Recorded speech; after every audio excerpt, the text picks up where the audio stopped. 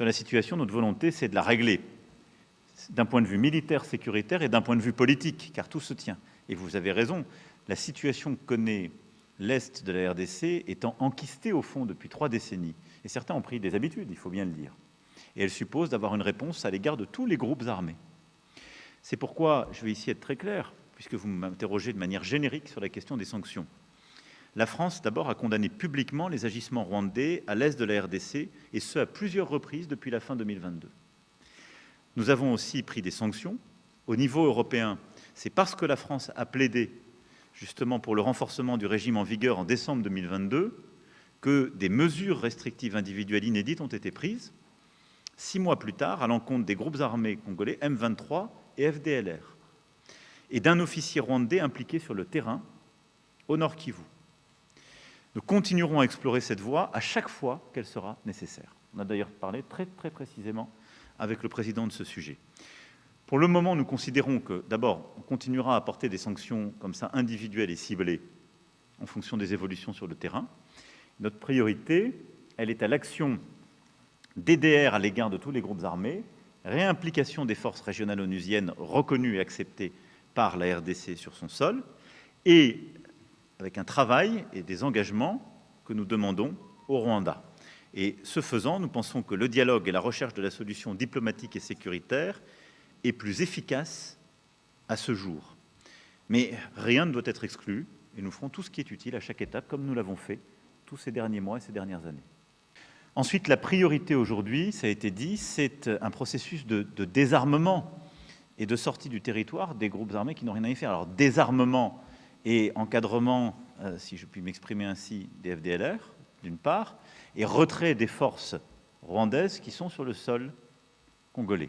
Ça, c'est la priorité. Puis, désarmement du M23 et processus d'accompagnement. Bon. Donc, la priorité, elle est là, elle est sécuritaire, c'est le plan sur lequel on a travaillé. Et donc, pour moi, c'est véritablement ces premiers pas maintenant qui doivent être mis en œuvre dans un dialogue que nous allons essayer d'accompagner. Le rôle de la France est d'abord d'avoir une voix claire sur la question de la souveraineté territoriale en Afrique. Et je pense que c'est très attendu sur le continent et c'est très attendu pour la crédibilité même de notre action. Je l'ai dit, il n'y a pas de double standard.